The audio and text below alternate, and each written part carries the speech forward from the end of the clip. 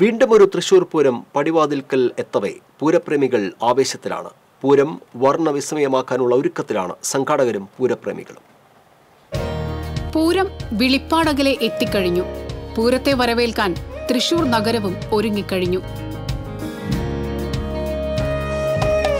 പൂരത്തിന്റെ വരവറിയിച്ചുകൊണ്ട് തേക്കിൻകാട് മൈതാനിയിലെ പൂരം പ്രദർശന നഗരി സദാ ജനനിബിഡമാണ്. സ്വരാജ് റൗണ്ടിൽ പാറമേക്കാവിന്റെയും തിരുവമ്പാടിയുടെയും പൂരപ്പന്തലുകളും ഉയർന്നുകൊണ്ടിരിക്കുന്നു.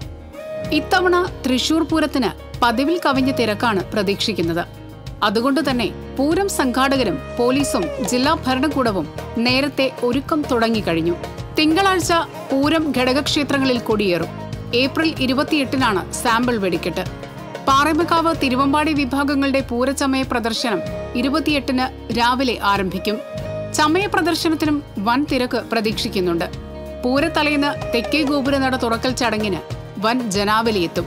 എറണാകുളം ശിവകുമാർ എന്ന കൊമ്പൻ തെക്കേ ഗോപുരനട തുറക്കാൻ നെയ്തലക്കാവിലമ്മയുടെ തിടമ്പേറ്റും. ഏപ്രിൽ 30-ന് രാവിലെ കണിമംഗലം ശാസ്താവിന്റെ വരവോടെ പൂരത്തിന് തുടക്കമാകും. പൂരപ്പിറ്റേന്ന് പാറമേക്കാവ് തിരുവമ്പാടി ഭഗവതിമാർ ഉപചാരം ചൊല്ലി പിരിയുന്നതുവരെയുള്ള ചടങ്ങുകൾക്ക് സാക്ഷ്യം വഹിക്കാൻ പതിനായിരങ്ങളാണ് തൃശൂരിലെത്തുക. പൂരത്തിന്റെ മുഴുവൻ ദൃശ്യങ്ങളും TCV തത്സമയം പ്രേക്ഷകരിലെത്തിക്കും.